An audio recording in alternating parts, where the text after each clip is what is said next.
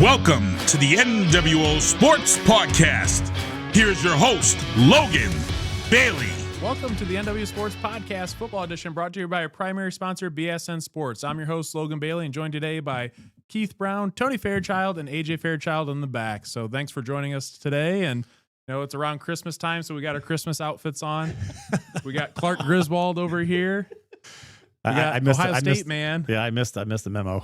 And we got Cousin Eddie here. Cousin I got Eddie. my stogie, and I got my pipe here. Yeah, that shitter pipe. Yeah, it was full, so Yeah, I had to clean it out before I came here. So, but no, I wore this, all day, and I was pumped to bring it here for the Christmas season. So, Christmas Vacation, one of the best Christmas movies ever. yeah, that's my favorite Christmas top movie. two. So I had to get it, and I've always wanted to get the Cousin Eddie outfit, and finally pulled the trigger, and got all the accessories, got the pipe, and I got my stogie and my fake stogie just to clear things. That's and great. Good to go. So, but I love that movie. If you haven't seen it, I highly recommend watching National Lampoon's Christmas Vacation. gotta It's watch it. awesome. So, but anyhow, I got to take this off so I can hear.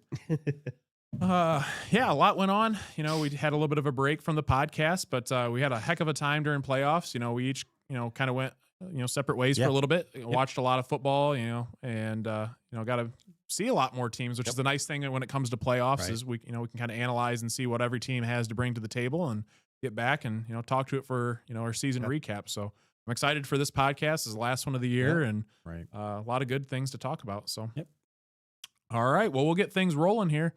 End of year game pick results. So we got to mention how we ended up finishing for that.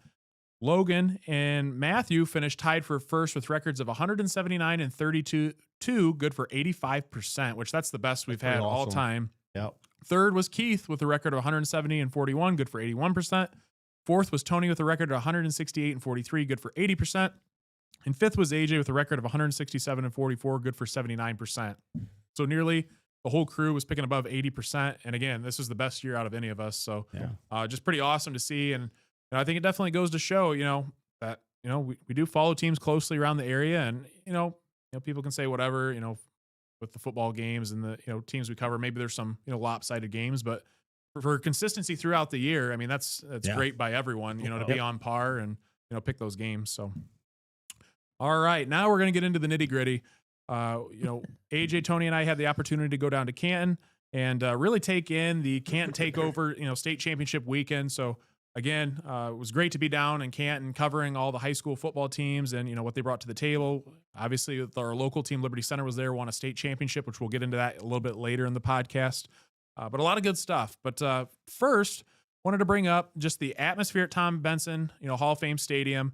So we'll talk about that. And I just want to bring up, attendance, and we'll kind of get into some other talking points here. But first off, I don't know, you guys want to kick it off? What you guys thought the atmosphere was like at Tom Benson Hall of Fame Stadium this week or past weekend? Yeah, I mean, to me, it was awesome. It's just that stadium is loud. It's kind of enclosed on the one side, so it keeps the sound in, and it's just cool. We get to go up in the press box and look down on.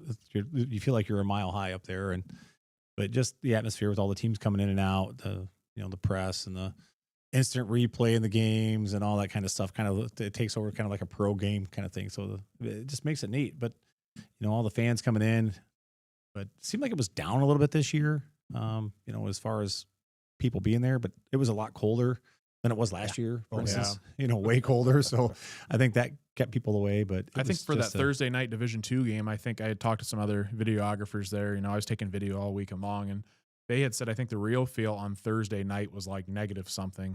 It was pretty chilly. Yeah, it was chilly. It was chilly on Saturday when we got there, and we got to watch the 3 games on Saturday. And St. Henry got to watch them win, and then later on got to watch Liberty Center. But just a great atmosphere. I mean, just awesome to be there in a state championship game. AJ? Sorry, I had to unmute myself there. I absolutely love going there. The only issue I have is, it kind of seems like it's down, but I was just looking here. The Hall of Fame Stadium has 23,000 seat capacity, and some of the top games this year were like 6,000.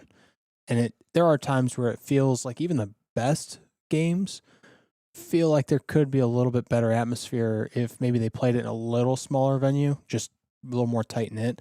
But overall, I mean, just the the culture of being there, everything, even surrounding the stadium, is all football. And you get within 3 blocks of the place, and it's just all football, everything.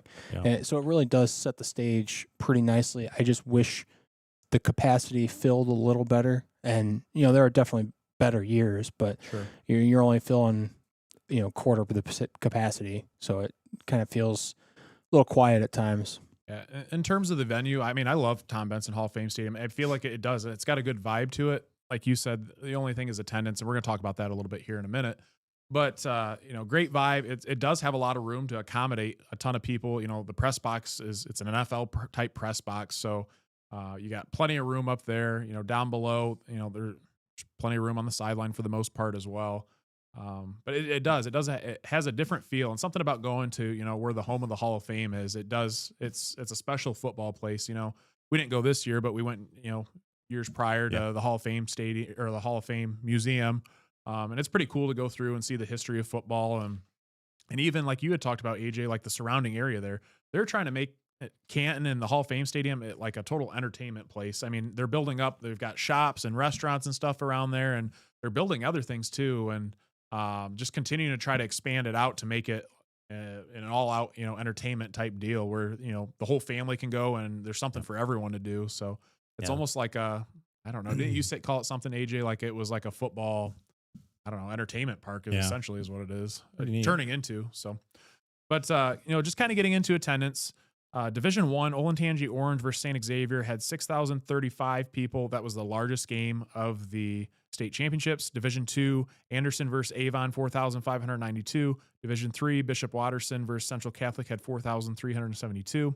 Division IV, Shelby versus Glenville had 6,011. That was the second highest attended game.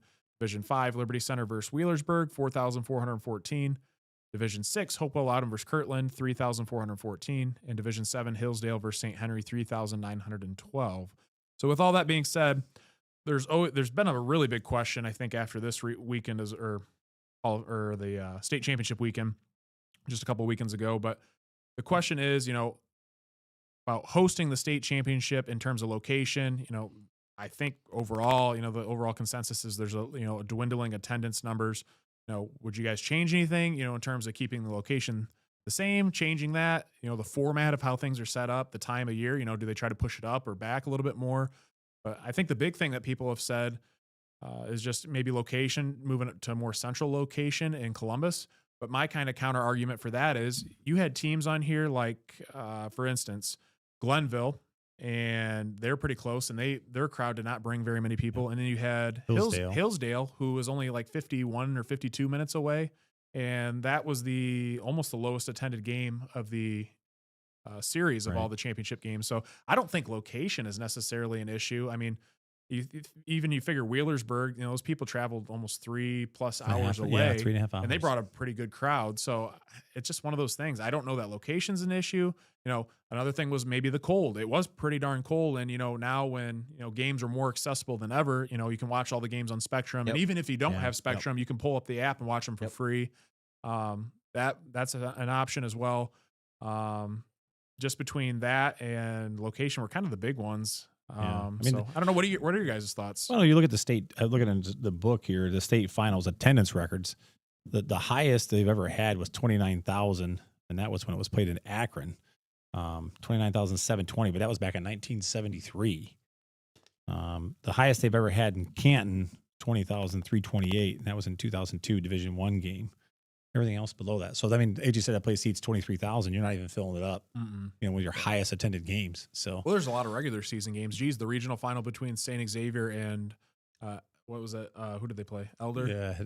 They had to move it to Cincinnati. Yeah, they played at the Bengals Stadium, and they packed that with 20,000+ fans for a regional final game. Yeah. Crazy. So I think it almost goes to... Well, I think that right there is...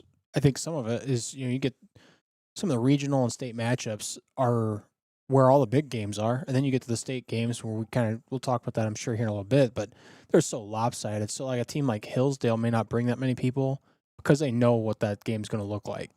And just about every game this weekend or that weekend was all running clocks. They weren't even competition. I think 5 of the 7 were running clocks, and the average margin of victory was 20.5 points. So I think that was like the second most all time, like in terms of victory margin. So a lot of blowouts, but I don't know. Do you guys like the location of Canton, or would you rather move it? What do you think, Keith?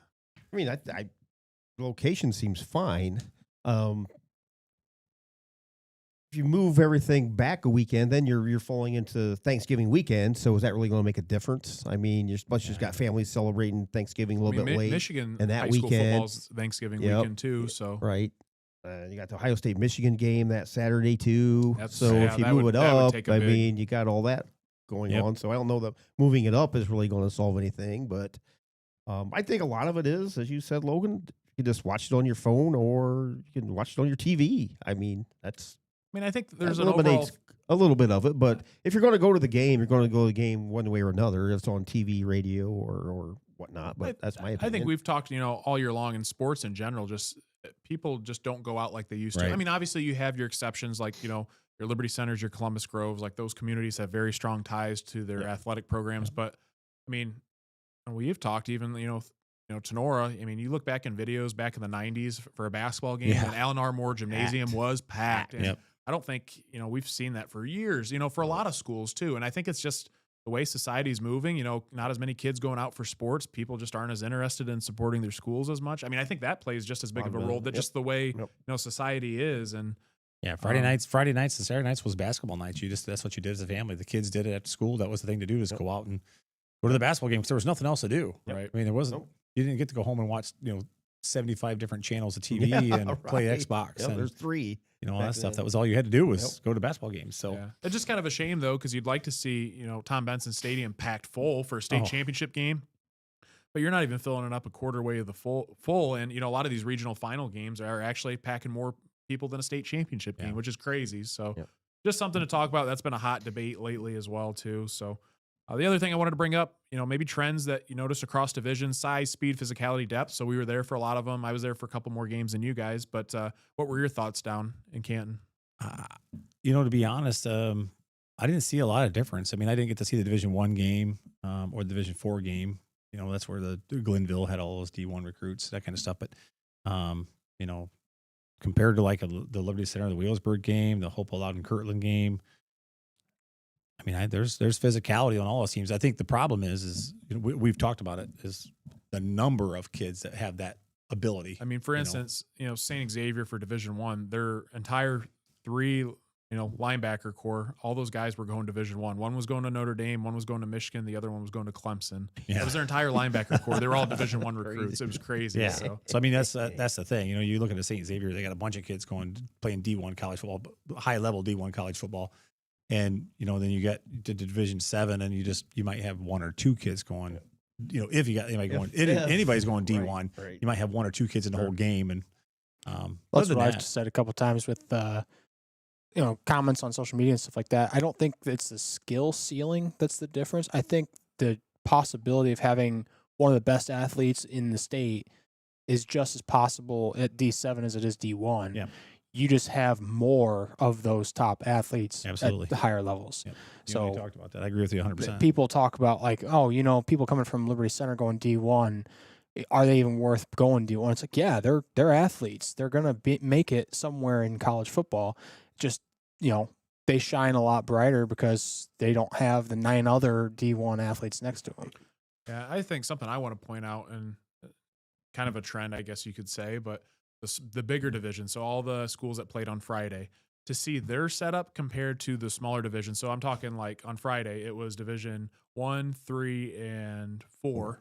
And then Saturday, it was 5, 6, and 7. Yeah. But the setups like Bishop Watterson, Toledo Central Catholic, and, your other Division I schools, St. Xavier and, Olentangy Orange, they've literally got multiple tents set up. They've got, exercise bikes to keep the guys warm. They've got like Toledo Central Catholic had, and so did Bishop Watterson, had like 2, 3 TVs in front of them with a display and all kinds of iPads and all kinds of coaches. And it's just incredible, like the resources these bigger schools have. I mean, you don't see anything like that. And then go to Saturday, all these smaller schools, you don't see any of that. Like, I mean, there's no canopies set up. There's not like, some of them have their own medical tents set up there for their personal, their team physician or, trainer. And it's just crazy. And just to see the difference in terms of, how these much more funding these bigger schools truly have than the and that smaller. could play a huge role in somebody like these D5, D6, D7 teams, if they had those resources, there's a very good chance they may have more of those top athletes. But, when you can train and watch every detail of your last play at any moment in the game, it makes a huge difference. I just think about Kellen Weimer, right? Coming from Liberty Center, he's going to go play at Ohio State. I mean, these guys going from St. Xavier to play at Notre Dame, they're kind of used to that, like you just mentioned. Like Kellen Weimer is not used to having the tent and the TVs and everything. Right. So it's going to be a different atmosphere for him when he walks to Ohio State because you're going from a Division V school that doesn't have that stuff to a school that has it all. Sure. You know what I mean? So it's going to be weird. But other than that, add another point. What separates state champions from runners up at that level? I mean, I think all those teams that were down there, I think their preparation, everything was the same. It just one team was just that much more dominant than the other. And a lot of these games were lopsided. But I think the one big point I do want to point out, and I've said this too, the play of offensive line. I go back to one game in particular, the Glenville and the Shelby game. And DeVito at quarterback was one of the finalists for Mr. Football. The Glenville defensive line and linebacker core, the front seven, just lit him up. And I think that's a key for a lot of teams. If you can have a strong offensive line, you're gonna win state championships. I mean, that's end of story, period. And you're gonna make far runs. And there's teams, in our coverage area, I thought, if they could have a really good offensive line, they'd have a shot at getting out of the region. But I just don't think some of them came along. And then come to in Shelby and Glenville. Shelby's offensive line was exposed that game. Yeah. So much pressure, and DeVito, though he was a finalist for Mr. Football, kids going to Air Force to play on scholarship. He had no time in the pocket. I think he was sacked like 8 times, but again, Glenville had like 8 kids going Division I, too. They allowed like 34 total yards for the game. Yeah, it 28, was something just amazingly crazy. low. But they were just absolutely dominated. But I think if you want to win state championships, it starts in the trenches. I mean, I really do, because for the most part, every team's going to have some studs, out there at the skill position.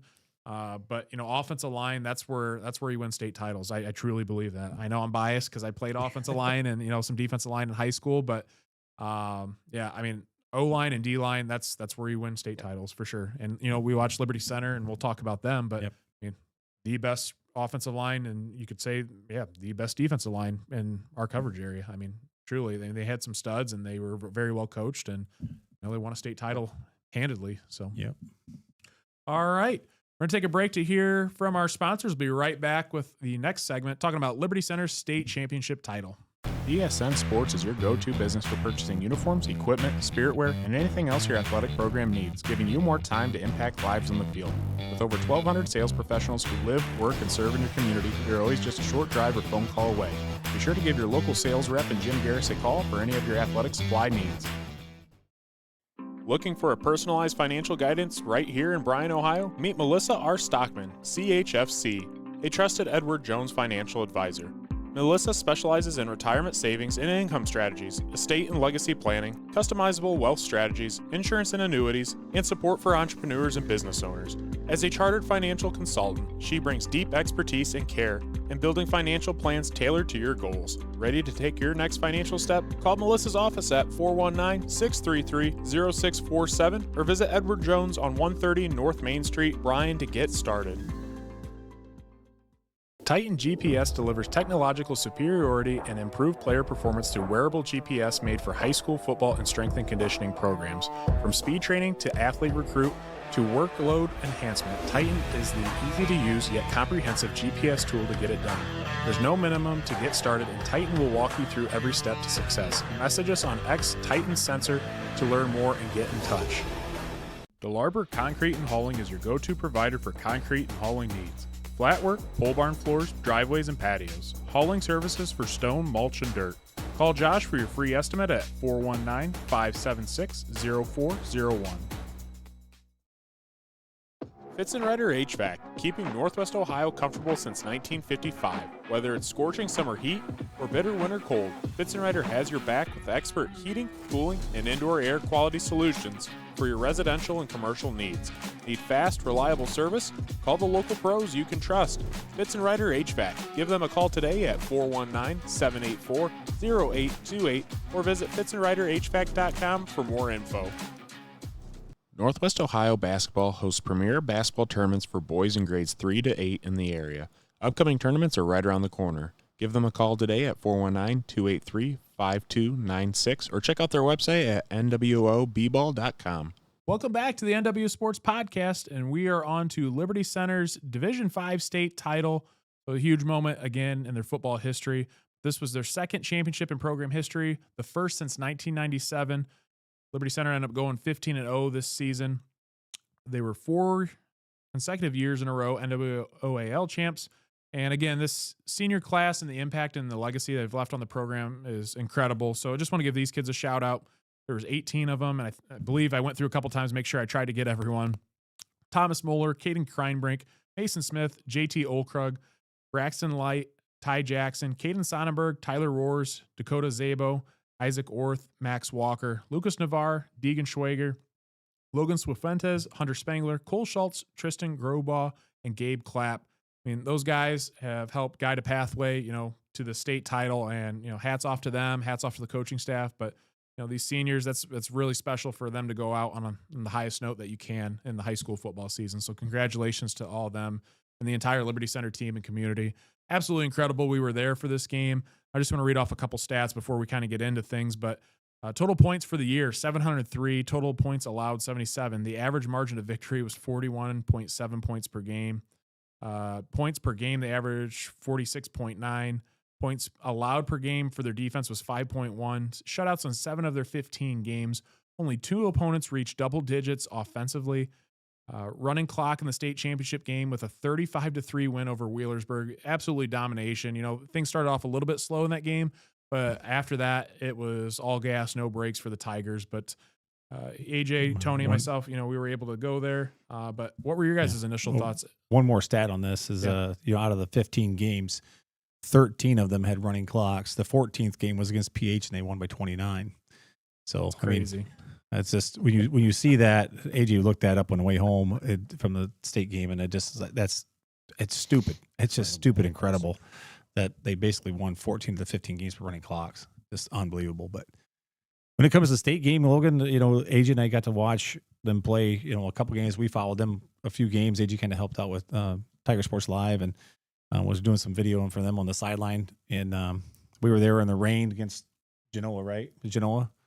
I think that was a Genoa game. Genoa. Yep. At Fostoria, it was raining like crazy there. And, the Liberty Center fumbled the ball and 3 out of the first 6 snaps, I think. And like, we got to get it together. But they finally dialed it in and ended up with a running clock there and just dominated all the way through the playoffs. They had running clock on everybody in the playoffs. So just another realm. That team is, we said it every year. They can't be that good. They can't be that good. And then just getting to watch them play, week after week there for the last 3 weeks, and then get to watch them play the state championship game. And it was, started off, a little, I wouldn't say shaky, but it was just kind of slow. Like they didn't get moving right away. Didn't get in the end zone right away.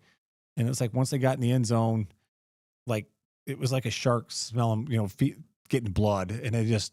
Next thing you know, it was just boom, boom, boom. And it's like after they scored a second time, it's just like they got more comfortable and just started pounding the crap out of Wheelersburg. And fun. I mean, a fun game to watch. They're just. You and I kind of looked at each other. They struggled to get like first down, stuff like that. At the first drive or two there, that second drive, they finally got that first down. Yep. And you and I looked at each other and was like, "Yep, that's it. Yep. That's that. They're settling in. They're going from here." And they sure did. They turned it on after that. Yeah, we looked at each other like, "Uh-oh."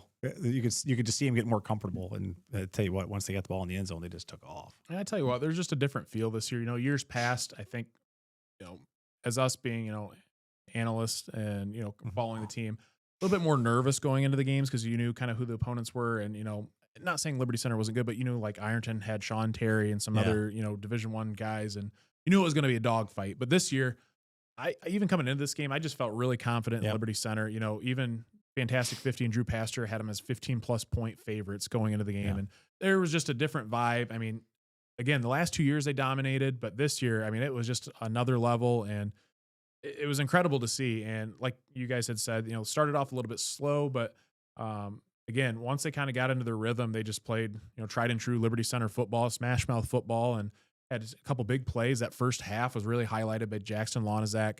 At tight end, he had a couple huge receptions. One, I think he busted off a 44-yard touchdown reception from Kreinbrink, broke a tackle or two, and Really showed off his speed. And then the other one was a phenomenal ball by Kreinbrink, putting a fade into the back corner of the end zone, and a phenomenal catch by Lonizak, keeping his feet in bounce. Right. And, little toe tap. Yeah, a little toe tap in the corner, and really, kind of sparked things, especially to score right before half and put points on the board. It kind of really opened things up too. So he finished on top of the snow pile on that one. He did. I think he kind of ran up on it a little bit, but strong performance from them, and even Thomas Moeller, who won the MVP for the game as well. He had a strong outing stats wise. I think he finished with 14 carries for 95 rushing yards, 1 rushing touchdown. Garrison Cruz really kind of got nitty gritty. They slowed him down a little bit, but I think they really keyed in on him wherever he was at on the field, which kind of opened things up for everyone else a little bit more. But he finished with 22 carries, 84 rushing yards with 2 rushing touchdowns. And a lot of other good performances too. A couple big plays on defense. I think Lonizak had a couple big tackles for loss, and the other guys in the trenches were making some plays behind the line of scrimmage as well too. Yeah. So Liberty Center's time of possession was just about, pretty much doubled what Wheelersburg had. It was like 31-16, and just a total domination by Liberty Center. And they, like I said, they just got hungrier and hungrier as the game went on. You could just see them start getting comfortable and playing. They were having fun playing the game, and I think that's the difference between this year and, again, like you said, maybe a little more comfortable going in versus like last year playing against Shelby and Arlington, and but like I said, as the game went on, they got comfortable and they were having fun and they were just going after the quarterback. And this guy, the same as the other 6 quarterbacks they went up against, was just picking himself up off the ground. Like, I don't know how many sacks they had, but they were all over him. And just a fun game to watch. And congratulations to Casey and the crew. The coaches there, they do a fantastic job with that group. And there's a bunch of them. And I still swear that that's part of the difference between that is you got these coaches, A, that know what they're doing. B, there's a ton of them. So, when you go to practices, you get more individualized, more people, more eyes on you. So you're like this guy over here is not screwing off because he's only got one coach watching 12 guys. You got, 3 coaches watching that same group. And so they're getting a lot more individualized attention, but great job by the coaching staff. And, shout out to them for welcoming us and, treating us well. I was going to say too, always appreciate it. They make comments, thanking us for our, coverage and things like that. And that's, appreciated from us too. We put a lot of time and effort into this, and, they see that and they enjoy us covering them. So, always appreciate that out of them. They do things the right way over there in Liberty Center. And shout out to the fans that come up to us. And the fans as well. I appreciate that too. How many times we've been asked the last couple of weeks, where we've been at for the podcast. And, I said, it's harder with the holidays and coming up, and we've got little ones now and everything. Right. But I said we're gonna do a year-end podcast, so we'll kind of talk about we were in Fostoria in the rain, and was standing there waiting for those guys to come back down to the press box, taking the camera back upstairs, and people coming up to me and saying, "Hey, thanks for hey, I missed it, like, hey, we're getting there." But I was more worried about those guys getting to the state championship game and winning that game versus us doing a podcast. And hopefully we get to do a podcast and celebrate the win this year versus like we've had the last couple of years. But so all in all, a great weekend, and it was awesome to go home and Liberty Center won, but Ohio State lost, so whatever.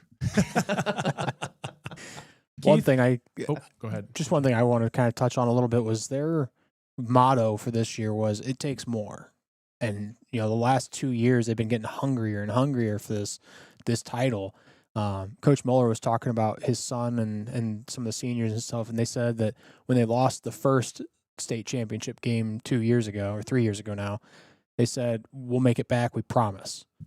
Well, they made it back last year, and Coach Mueller was saying that there's no way, you can't promise something like that. Well, they fulfilled it. They got back there, but they didn't win it. So they promised them again, like, next year we're getting back here and we're going to win it this time. And he's like, there's no way you can promise that. But they did it because they all knew it just takes more, and they really kind of talked about what that takes. And it was awesome to see that post-game interview with them, just to hear the dedication that they put in. Talked about eating chicken and rice and working out before school and after school. And going all to that their stuff. locker between classes or whatever. Yeah.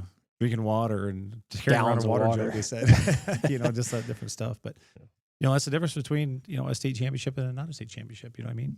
Definitely. Keith, What are your thoughts on the Liberty Center State Championship run?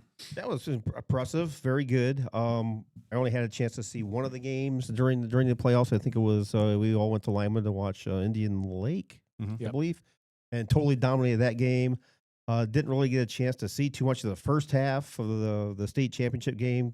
Coach was sending me text of the score. We had the ball game at Sonora versus Napoleon, so we're wrapping stuff up there. So Tony was sending me texts on the way home. I was like, good Lord, time I get home is not even really going to be worth watching or listening. So, but total domination, and congratulations to the Tiger football program from top to bottom. Well deserved. I mean, other than that, stay tuned too. I've got some other videos I'll put together for Liberty Center as well. I got some good clips of them that I'll share on NWO Sports social media pages. But one thing too, it was kind of cool. Pre-game, it was kind of not surreal, but I don't know, neat to see. So you had Owen Box, Landon Bockelman, and Hunter Spangler, and it's kind of cool because we followed these kids for the last few years, but to see, the generations of the all-time great linemen through Liberty Center over the last few years, and first it was Owen Box, first team All-State, really led things, and then Landon Bockelman kind of took it over, and then now it's kind of Hunter Spangler, and then you got like Kellen Weimer coming.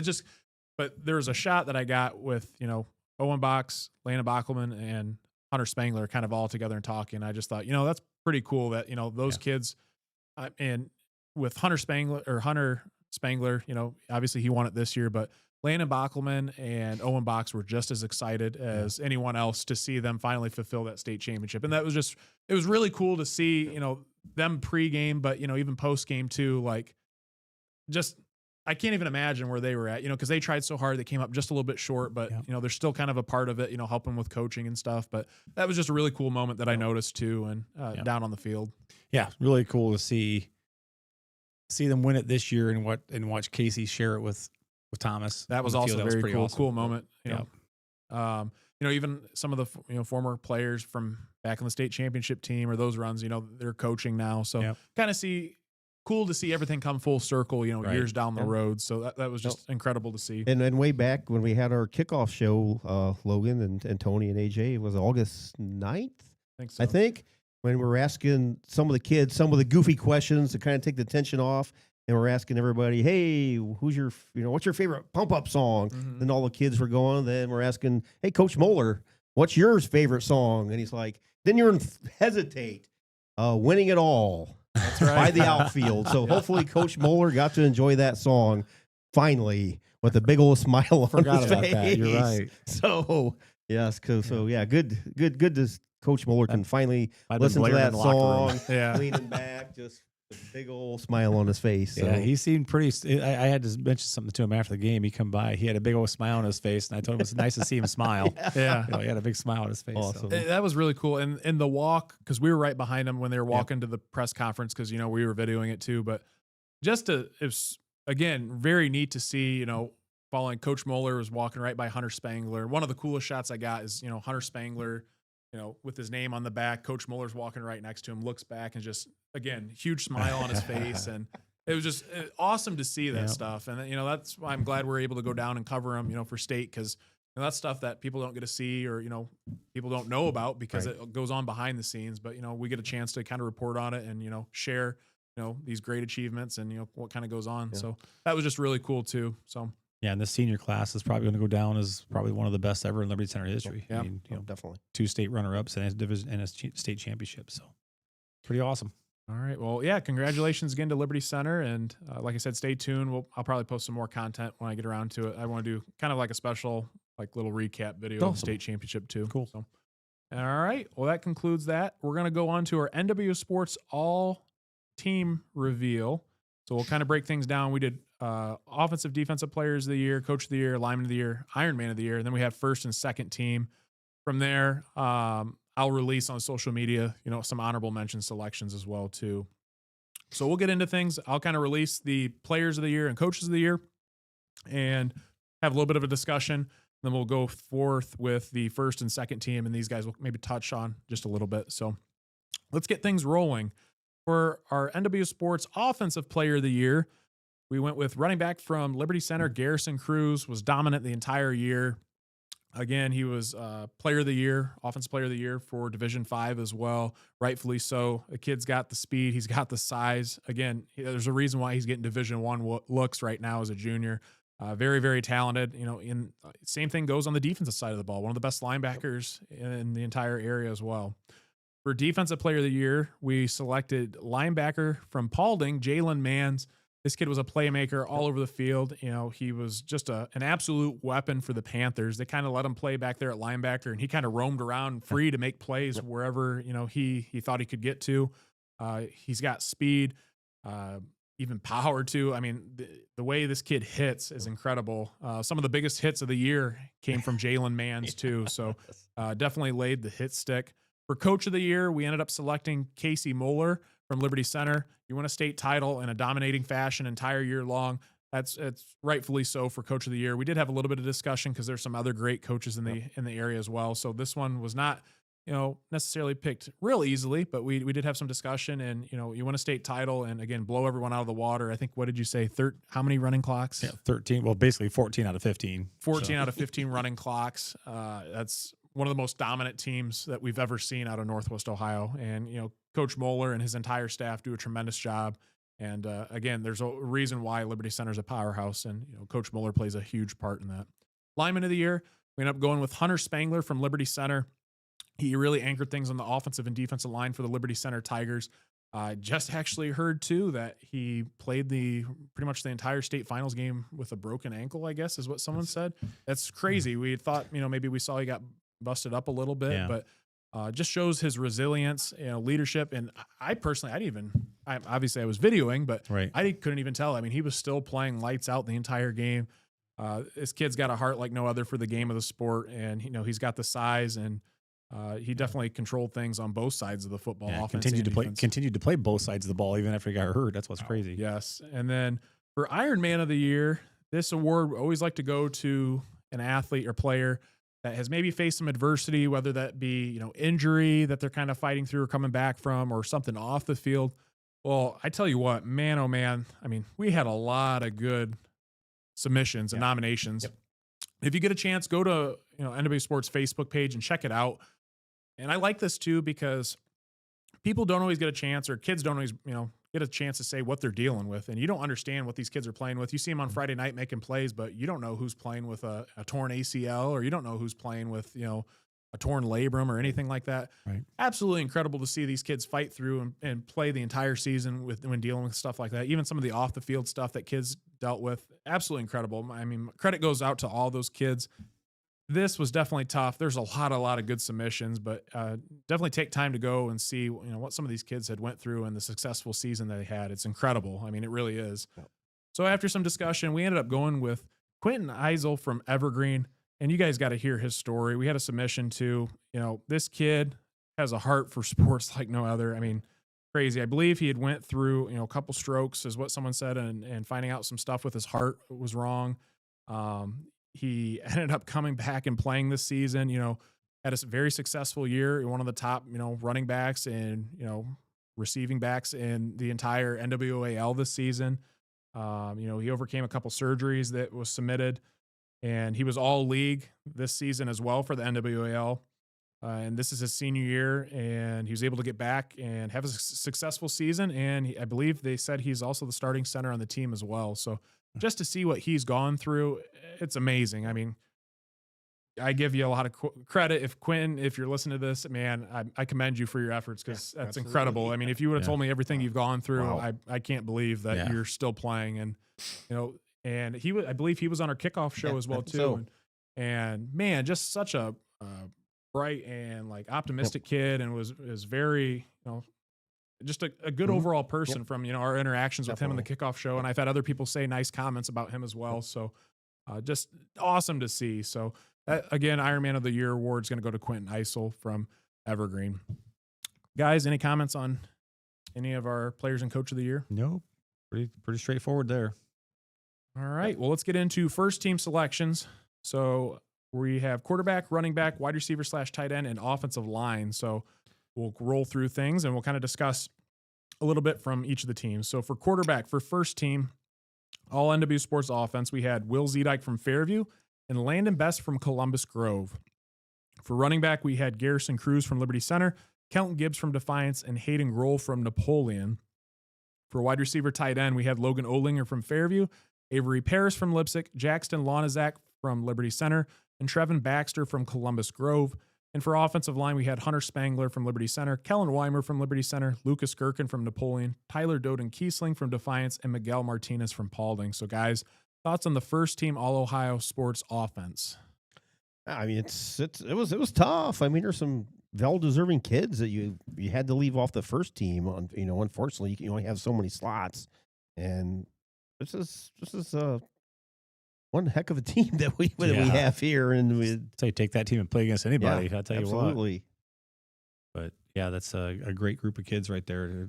Just the stats are off the chart for a lot of those kids, and that offensive line, take them and go, man. That's some good kids. Definitely be road grading some people. Definitely road grading. Yeah, definitely. From first team all NWO Sports defense, we'll kick things off. We had linebacker, defensive line, and defensive back. So for linebacker, we had Garrison Cruz from Liberty Center, Brady Basinger from Columbus Grove, and Jalen Mans from Paulding. For defensive line, we had Grant Smith from Patrick Henry, Gavin Baxter from Columbus Grove, Keegan Gray Wyckoff from Antwerp, and Logan Swift-Fuentes from Liberty Center. For defensive back, we had Thomas Moeller from Liberty Center, Reed Krieger from Patrick Henry, Gavin Barraza from Columbus Grove, and Blake Roanhouse from Paulding. So, guys, thoughts on the all NWO Sports defense? First team. It's a great defense, too. You're not scoring all those guys. Yeah, that's your defensive line's going to be all over you. And those linebackers just going to be creating havoc. So, and then I'll reveal first team all NWO Sports special teams. Kicker was Evan Vierhoff from Columbus Grove, and punter was Caden Kreinbrink from Liberty Center. For second team all NWO Sports offense, for quarterback, we had Mark Kirkendall from Lipsick and Colt Hunt from Paulding. Running back, we had Thomas Moeller from Liberty Center, Marquise Williams from Lipsick, and Marcus Nagel from Delta. Wide receiver tight end, we had Morgan Harris from Archbold, Kellen Sanchez from Edgerton, Blake Roanhouse from Paulding, and Jordan Mans from Paulding. For offensive line, we had Jacob Leininger from Columbus Grove, Colin Foreman from Lipsick, Max Walker from Liberty Center, Brady Smith from Delta, and Lucas Warmbod from Columbus Grove. So, guys, any words on the second team all NWO Sports offense? Pretty good unit. Yeah, another good unit. I tell you what, take those first team and second team. You take this first team and second team and put them together and go play anybody in the state, I think. Second team all NWO Sports defense. For linebacker, we had Max Walker from Liberty Center, Jackson Lonazak from Liberty Center, Akivian Kreider from Patrick Henry. For defensive line, we had Gavin Mead from Fairview, George Eggers from Napoleon, Wyatt Klein from Archbold, Malachi Ambritz from Delta. And for defensive back, we had Arnjer Krieger from Archbold, Logan Olinger from Fairview, Briggs Gallahue from Eden, and Aaron Hazelton from Lipsick. So thoughts on the second team All-Ohio Sports defense? Just a great group of kids. We got chances to watch a lot of these kids play too. Yeah. And, I think sometimes people even forget, like I said, with Logan Olinger, he gets all the accolades for wide receiver, but man, he tore things up on defense. We saw him take a pick six backs against Paulding in the playoffs. Yep. Jackson Lonazak, again, he's a kid that's flying under the radar and everything, offense and defense. He's really one of my favorite athletes in the area. Kid shows a lot of potential. He's got speed. He's got the moves. He's physical. Really impressed me. Max Walker's kind of a jack of all trades. He does a little bit of everything for Liberty Center. He does. But yeah, those kids were really impressive. Wyatt Klein from Archbold. What was he, just a sophomore this last year, I believe? He's younger. I think so. Yeah, I think he's a sophomore. Yeah, big frame, so he's got a lot of he's going to be dominant to fill in, and he puts some more muscle mass on. He's going to be an unstoppable force. Third team All Ohio this season. So be the next dominant NWA lineman. Correct. Yeah, he's got a lot of potential. And then for second team All Ohio, all NWO Sports for special teams, we had Alex York, kicker from Delta, and Jacob Uran from Bryan for punter. I'll release the honorable mention selections when I post on social media later on as well. But a lot of great athletes. We did have a good discussion on a lot of these and where they should be placed. And it's tough. A lot of these kids, they're very talented. But at the end of the day, we make things fun and we try to select a list of, who we kind of think, fits where in terms of first and second team. But, everyone's got an opinion. And so that's kind of where ours were at. So, all right. Well, that concludes our all NWO Sports team reveal. We're going to take a little break from our sponsors. We'll be right back with a rapid fire segment, kind of summing up the 2025 football season. Stay tuned. under the lights this Friday night. While your team is taking hits on the field, who's got your back off the field? At Batt & Stevens Body Shop in Defiance, we tackle the toughest repairs, from fender benders to full collision restoration. Our iCar Gold Class team scores big on quality and service. Proudly serving Defiance County for over 40 years, with certified technicians, advanced diagnostics, and lifetime warranties. We work with all major insurance providers. Batt & Stevens Body Shop, the home team when your car takes a hit. Visit us at batandstevens.com or call 419-497-3111. Nestled in the heart of Sherwood, Ohio, Crystal Fountain Park invites you to say I do in a place where history whispers around every corner. Surrounded by 28 acres of woods, meadows, illuminated trails, outdoor chapels, a tranquil reflection pond, and fire pit lounges. Whether planning a wedding, rehearsal dinner, or elegant gathering, Crystal Fountain Park blends historic elegance with modern flexibility and heartfelt service. Visit crystalfountainpark.com or call 419-576-1910 today to book your unforgettable moment. RE/MAX Realty of Defiance has represented Defiance County for nearly 40 years. Located at 1401 South Jefferson Avenue in Defiance, we have 13 agents ready and available to assist you in home buying or selling needs. You can check out all the listings at www.remax419.com or call us at 419-784-3029. Let our years of experience go to work for you. The Drop Zone Pizzeria is the #1 voted pizza restaurant in the region. Check them out for pizza, wings, subs, and more. Located in Ayersville and Stryker, or ask them about their traveling food trailer. Experience award-winning care at Defiance Chiropractic Center, voted first place in the Crescent News Readers' Choice Awards Best of the Region. We offer chiropractic adjustments, acupuncture, DOT and sports physicals, and personalized wellness plans. Located at 1770 Jefferson Avenue in Defiance. Call 419-784-2300 today and feel your best naturally. Check out Tenora Rams Live. Live events broadcast on YouTube and post-game results, articles, schedules, and more can all be found on tenorarams.com. Feel free to look up their Twitter, Facebook, and Instagram pages as well. Back on the NWO Sports Podcast, we're on to our last main segment of the podcast. That's a little rapid fire segment just to kind of sum up, some top things that we saw this season, kind of summarize this 2025 football season in Northwest Ohio football. So I got a list of some questions here. Again, it's meant to be rapid fire quick. I'm going to kind of catch these guys off guard who goes first, and we'll keep things rolling. So they'll answer the question, maybe say a couple words, and that's it. And I'll also answer for this too. So first one is the best player you covered this season, Keith. From the games that I've seen him play in, like I said, I didn't see all the teams all the time, but just the games I saw in person and watched on video. For me, Logan Olinger, dominant on both sides of the ball. Tony. Me, Garrison Cruz, no question. I think for me, it's got to be Garrison Cruz too, in terms of speed, athleticism, size. A kid had it all. We saw throughout the season. I mean, there was games where he had 200-plus rushing yards and 6 carries, and I can't tell you the last time I've ever seen anyone do that, especially against quality opponents in the playoffs.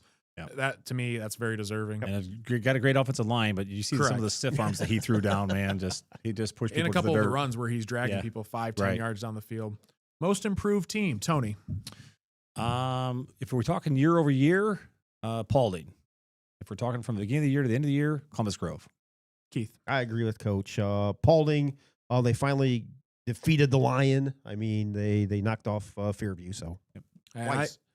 I agree with Tony. I think if you look year to year, I think Paulding, but I think in terms of season, I think you look at Columbus Grove. They were down 0-3 to start the season. Everybody counted them out. Yeah, we had everyone and their brother go to, why do you have 0-3 Columbus Grove, like right on the outside of top 10? And I'm like, if you guys only know, then come to the end of the year, they're back to where they normally are because we know, the coaching staff and the players and athletes that they have, they just played a tough non-conference schedule. They made it all the way there. Paulding, Coach Menzie, phenomenal job. Hats off to those guys. The big question throughout the year was, what can they do against top quality opponents? And, towards the end of the year, they beat Fairview a couple times. Fairview is a great opponent. Best season historically in Paulding football history, GMC champs, first playoff win. What more can you ask from a program? Just tremendous year for the Panthers and Columbus Grove Bulldogs. Toughest environment, Tony. LC, Liberty Center. Haven't lost a game there in 3 years? Keith? Toughest environment just for a single game for me was not even a close second would be Paulding and Fairview playoff game. Yeah, I think if you're going complete electrical buzz in that terms single game. In terms of games we've been to, I didn't get a chance to go to actually a home Liberty Center game. I know what the atmosphere is, and I know that's tough, and with the lights and everything. Same with Columbus Grove. We know what they bring, but in terms of games that we've been to, I got to agree with Keith that Paulding and Fairview game was absolutely electric. Playoff game. Yes, the playoff game. And the first game was too, but we weren't there. But the second game, people were lined up outside the gate hour before the gates even opened. Just two communities, separated by 15 minutes or so. For somebody that's neutral like me and Logan were, like just to show up and just to see the line at, I don't know, 5 o'clock before an hour before half hour before the gates open. And just the buzz in the air from about 6 o'clock to the end of the game was probably one of my best environments in years, honestly. Yeah, and we stood back and I took a video and I posted it and said, "This is what high school football is all about." Absolutely. Just to see both stands absolutely packed, standing fans all the way around the fence. Again, there was a buzz and energy. Just being there, you could feel it, and it was absolutely incredible. You can't ask for much more out of a high school football game in Northwest Ohio. Team nobody wanted to face, Keith. Liberty Center Tigers. Tony? Easy. Yep. For myself, it's got to be Liberty Center too. This was the most dominant team I think ever. Again, years past we said, how can Liberty Center get much better? How can they get much better? Well, they did it this year and they won it all, and they won it in demanding fashion. Correct. All the running clocks, the margin of victory. I mean, you got teams dropping them. Teams don't want to play them anymore. So I mean, that's got to tell you right there. True. Yeah, and they were only down one time at halftime the entire season to Archbold, and they came back and won that as well too. So pretty incredible. Side note though, I think Archbold's going to be good next year. Yes, they will. The only losses that they had, St. Henry, state champion, Liberty Center, state champion, and what was the third team that was I think a state runner-up? Hope Loudon, which is state runner-up, and Archbold's got a lot of good talent. I'm telling you, watch out for the Blue Streaks next year. Yeah, and they had Liberty Center on the ropes, like you said. They had so Archbold's going to be pretty good. They got a lot of key athletes returning, and I'm excited to see what they bring to the table. Game you wish you could refilm or watch if you weren't there or you wanted to see it, or you want to go back and just run through it again, Keith? I'm going to say a game we were all at would be Tenora and Edgerton. I mean, Edgerton dominated the first half. Tenora was left for dead. Tenora was down by 20. How many points? They were down by 20-something. 28 points at the half, I think. Were they not? I think so. I think they overcame a 28-point deficit at halftime. Did not have a pulse. And they had to win to keep their playoff hopes alive. Yeah. If they didn't win that game, they would have made the playoffs. playoffs. Lifeless. Like, we were like, okay, second half's going to be a running clock. We're going to be out of here. And second half comeback. So for me, that was Tenora at Edgerton. I got the same thought. Just to rewatch it, just to see what happened. Yeah. I mean, you just all of a sudden was like, what are we doing? And then everybody just, next thing you know, Tenora scored, and then they scored, and it's just crazy. I think for me, Fairview versus Paulding Part 1, because we were not there, and just to go back and rewatch it or witness it in person, I'd really like to watch that, because that game was won in the final seconds, by Paulding, and back and forth, exciting action. I really wish that one. The other one would be if I could witness or replay the entire state game, like through my eyes, like actually being there, behind the scenes, down on the field, like just the whole experience of the state championship from a sideline level as a media perspective was incredible. And I would take that in a heartbeat to go back and rerun everything and just to take everything in. Because if you're a football fanatic fan, whoever, I mean, it's an incredible experience. And, analyst, whoever you are, anyone associated with football, just incredible to see everything come together and work in harmony for a state championship. It was just incredible. But yeah, if I could go back and just replay everything, exactly like I was there, I mean, that would be awesome. So, best individual performance this season, Tony.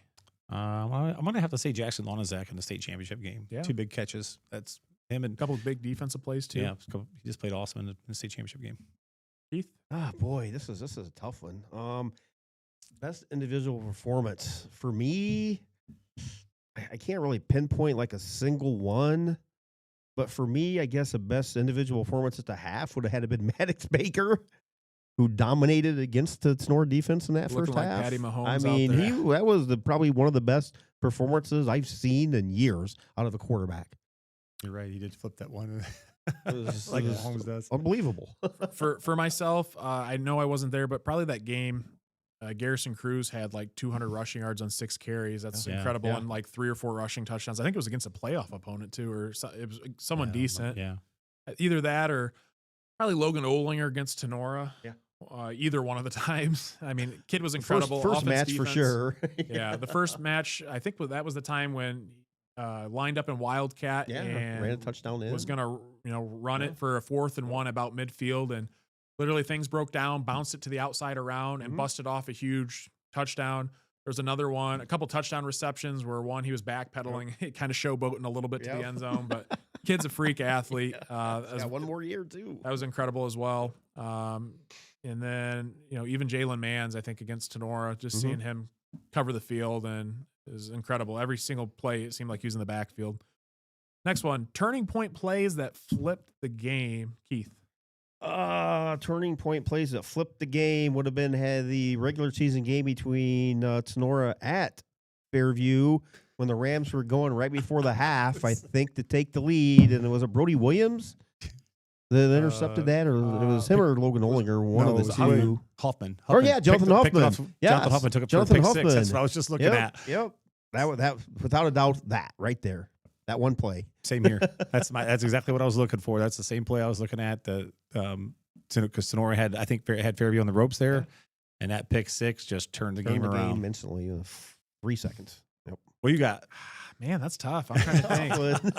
But yeah, I was looking at the same thing, Keith. You started talking. I'm like, Huffman play was good. While you think about it, Logan, I would say Maddox Baker getting injured at the Edgerton game. That totally changed that game. Yeah. They had absolutely zero offensive capability after that. No, they couldn't. Yeah, that's a good point, AJ. Yeah, I'm trying to think. Man, that's tough. You guys named some good ones. I'm stumped on this one. Turning points that changed the game. Huffman interception was huge for that game. Maddox Baker's injury, that wasn't really it was a play that happened, but or I got to even go to, I'm trying to think. I think even almost Paulding, Colt Hunt at quarterback to Blake Roanhouse in the corner of the end zone to put him up on top of Fairview late in that game in the second half. That was a huge game, and that ended up leading to Paulding's first playoff victory. So I'd throw that up there too. In terms of games that we've been to and witnessed, obviously we cover a lot of Tenora games with Tenora Rams Live, but there's a lot of good turning point game or plays as well. Next one, most physical game you covered. I can go first. I think that Paulding and Cary. Absolutely. Paulding and Cary, holy smokes. Yeah. Cary is they're a Maryland I team. They're going to run the football down your throat. Their backs are 2 times bigger than normal backs, typically. These kids are like 230 to 250. In the past, they've had kids that were 260, 280 at running back. But man, that one hit between the Puckett brothers and Mans. It's coming right at us on the sidelines. Yeah, one of the biggest hits I've seen, and I know that Puckett got the block and they busted off a touchdown run, I think for his brother. I think so. But man, he was definitely he dropped to a knee and Mans, Jalen, holy smokes. You just heard that pop, and I remember looking at Keith like, holy smokes. Yeah. You could just feel that hit. Logan's got it on any social media platform. Yeah. You can look for it. It's great. But yeah, I think that's the most physical game. I know Paulding, took a beating in that game, but man, both teams were so physical. Yep. Tony? For me, the games that I was at was the Fairview Paulding repeat. That game I thought was pretty physical. There was a lot of pads cracking. They were going after each other. I thought that was the most physical game. Keith? Yeah, same as you, Logan. Cary Paulding, definitely. Most dramatic finish?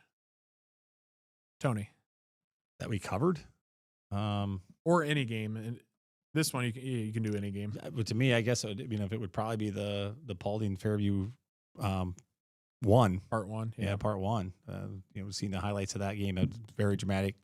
Catching the ball, making a fantastic catch on the sideline, coming down. Stumbling and keeping his feet. And Keith? I would probably say that the same with that. And also, I guess, the rematch in the playoffs where it was 4th down and basically playoffs or go home, and Z-Dyke rolled to the right and Paulding just sent the house. Yeah. And, he just kind of threw it up, and that basically was the game. So, yeah, I would say either Paulding Fairview Part 1 or Paulding Fairview Part 2. Those games were both down to the 4th quarter. Yeah. And it's hard to top. Everything was on the line. Those were 2 just really good football games. And you didn't even have to be a fan of either team. If you just love the game of football and you want to go watch a really good game, you cannot go wrong with either of those games. It was tremendous. Yeah, Paulding, the Part 1's is probably going to be hard to top that. Just everything that was on the line there. The conference. Paulding's never beat Fairview or never won the GMC in many years, and but a heck of a game. So And last rapid fire question, one moment you'll remember 10 years from now, Keith. One moment you'll remember 10 years from now from this season. Boy, oh boy.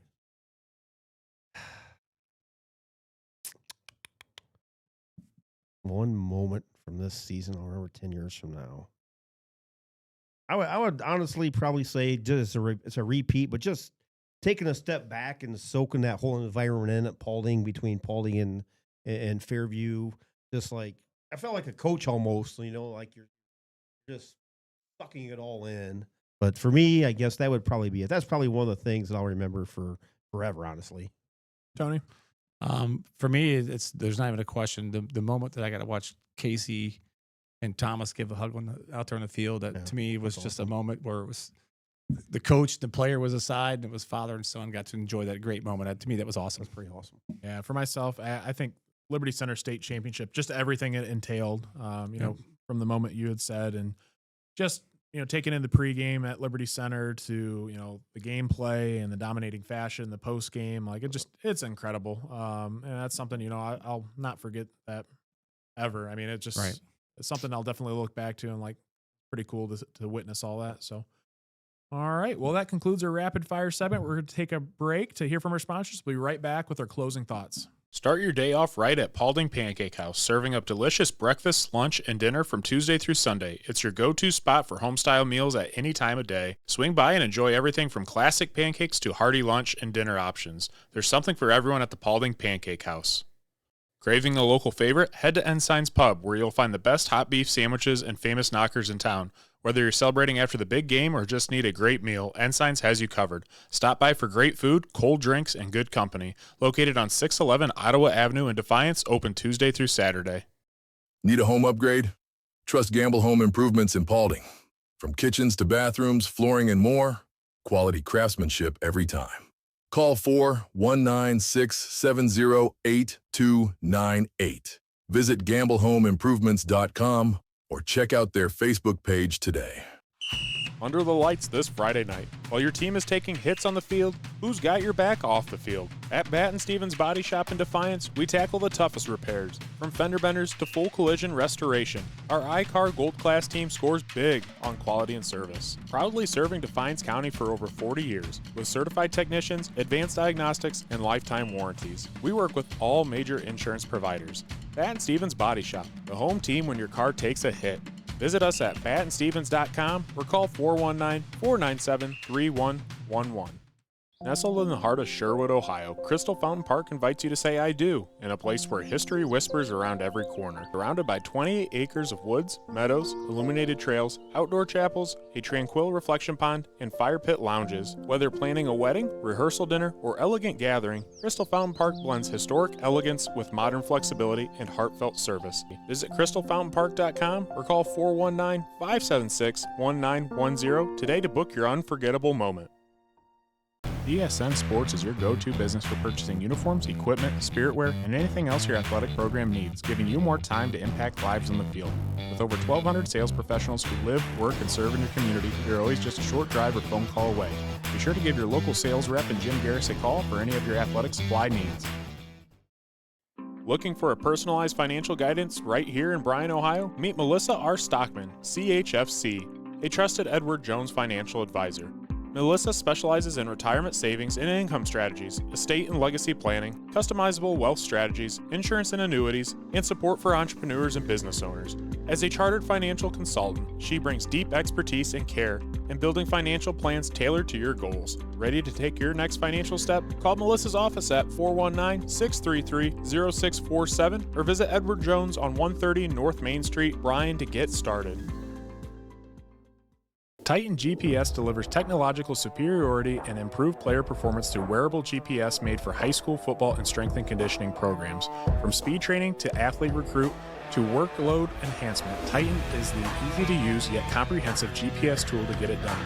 There's no minimum to get started, and Titan will walk you through every step to success. Message us on X Titan Sensor to learn more and get in touch.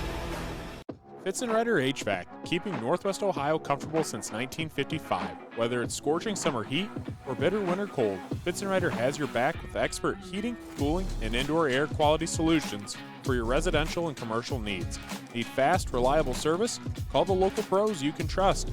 Fitzenreiter HVAC. Give them a call today at 419-784-0828 or visit fitzenreiterhvac.com for more info. Northwest Ohio Basketball hosts premier basketball tournaments for boys in grades 3 to 8 in the area. Upcoming tournaments are right around the corner. Give them a call today at 419-283-5296 or check out their website at nwoball.com. DeLarber Concrete and Hauling is your go-to provider for concrete and hauling needs. Flat work, pole barn floors, driveways, and patios. Hauling services for stone, mulch, and dirt. Call Josh for your free estimate at 419-576-0401. RE/MAX Realty of Defiance has represented Defiance County for nearly 40 years. Located at 1401 South Jefferson Avenue in Defiance, we have 13 agents ready and available to assist you in home buying or selling needs. You can check out all the listings at www.remax419.com or call us at 419-784-3029. Let our years of experience go to work for you. The Drop Zone Pizzeria is the #1 voted pizza restaurant in the region. Check them out for pizza, wings, subs, and more. Located in Ayersville and Stryker, or ask them about their traveling food trailer. Experience award-winning care at Defiance Chiropractic Center. Voted first place in the Crescent News Reader's Choice Awards Best of the Region. We offer chiropractic adjustments, acupuncture, DOT and sports physicals, and personalized wellness plans. Located at 1770 Jefferson Avenue in Defiance. Call 419-784-2300 today and feel your best naturally. Check out Tenora Rams Live. Live events broadcast on YouTube and post-game results, articles, schedules, and more can all be found on tenorarams.com. Feel free to look up their Twitter, Facebook, and Instagram pages as well. Back on the NWO Sports Podcast, and we're on to closing thoughts.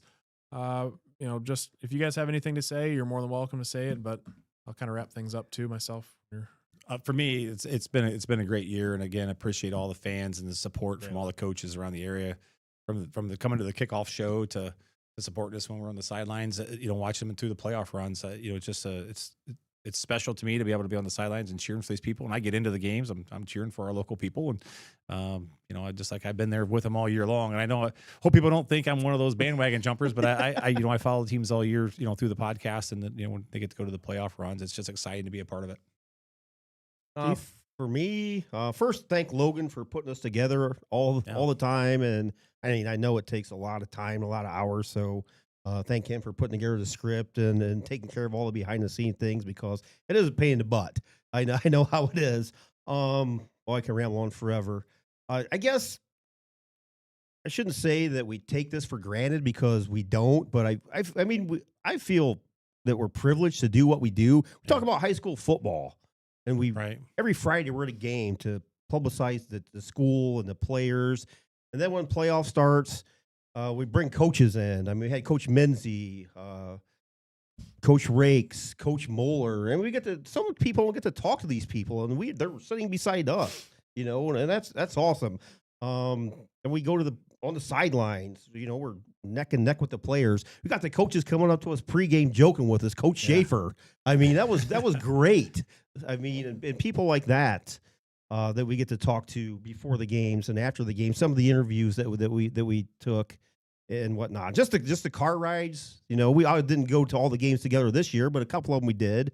The car rides to and from as a group is stuff that I'll remember forever. It's a good time. So every year for us, it gets better. I think. Yeah. So this year was a ton of fun, and just thanks everybody out there, like Coach said. Coming up, and from the little kids, when me and Logan was at Columbus Grove and Lipstick, hey, you're the podcast guys, and these little kids, their eyes were as big as silver dollars. And they pulled up their social media and found that they were following us. Just stuff like that is so cool, because I'm not anybody. I just love high school football, and so does all the guys here that spend every Tuesday night here. So yeah, AJ, you have any final words? No, you guys summed it up pretty well. It's just a awesome thing to be able to get to do this for the students and the athletes in the area. we really don't make virtually any money. I mean, we're in the hole most of the time from gas money and travel expenses and stuff like that. And we just do it because we love it. So to get to be a part of that and, especially going to like a state game and being a part of the communities and stuff like that, just awesome. We love it. All we ever ask for is just say hi, be open to us. Yeah, and that's about it. So love it. Yeah. For myself, I'm just grateful and appreciative. We're able to do this and get together and got a good group of guys and good thing going. So definitely don't take that for granted because, I enjoy, every Tuesday, that we're here. A lot of time and effort goes into this, believe me. And, I got things figured out a little bit better. I can kind of streamline everything. So, spend a little bit more time with family now that, AJ and I have little ones too. And, everyone else is busy with their lives. So definitely am always, conscious of, and cognizant of, everyone's time, but, we have a great time doing this, love supporting the kids. I always said too, if we had this, like when I was in high school, would have been eating this up. Like, it's just amazing because again, I like to think that we provide a pretty good in-depth coverage of a lot of teams and we try to spread the wealth as much as we can. I know people always ask, why don't you cover more schools or this and that? And I would love to expand, but that needs, more sponsors and more help. And we want to keep the quality of what we have going, consistent with things. Cause Northwest Ohio football is what we all know and love best. And, want to try to keep it like that. So, but yeah, just thankful for all the fans, coaches, players, absolutely incredible. The support that we've had, to see the coaches come up to us, talk to us, get to know them a little bit better and, what they bring to the table. And, there's some good people, good coaches, good players in Northwest Ohio. And that's awesome to see. Yeah. Very appreciative for the sponsors that help make this thing go. Obviously, each year gets a little bit better. Try to always reinvest, into it. This year we got some new cameras, new equipment.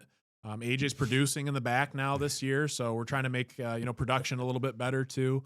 But again, every single year trying to make things a little bit better. And that wouldn't be possible without, some of the sponsorships that we have too. So they're the ones that help make things go. Cause if not, we'd be having probably a lot lower budget production. So we like to put on a great show and always try to be, the best around. So other than that, a lot of great football this year, a lot of great players. Again, just the memories, have with you guys and, able to witness and go to, like you said, the playoff games, the memories and the car rides and, doing laps in line by trying to find the QP. Yeah, trying to find QP and, again, all the interviews with the coaches and the players and, each week, the plays of the week, highlighting those and seeing what kids have to bring to the table. And just it's a terrific experience. And, I love it. I mean, like I said, a lot of time and effort goes into all this stuff and organizing everything and, setting things up, but it's well worth it. And I'm glad I'm still able to do it. So, again, I thank you guys too. You guys help make this thing go. And, again, it's a fun time. So, other than that, I've got nothing. So until next year. So you'll have to tune in to the kickoff show next season. But we'd like to thank all of our sponsors again, BSN Sports, Pat and Stevens Body Shop, Titan Sports, Fitz and Ryder, Edward Jones and Melissa Stockman, DeLarber Concrete and Hauling, Crystal Fountain Park, Defiance Chiropractic Center, Northwest Ohio Basketball, Remax Realty and Matt Yost, Tenora Rams Live, The Drop Zone Pizzeria, The Paulding Pancake House, Ensign's Pub, and Gamble Home Improvements. I'd also like to give a special thanks to Defiance Chiropractic Center for allowing us to use their office for the podcast all season long.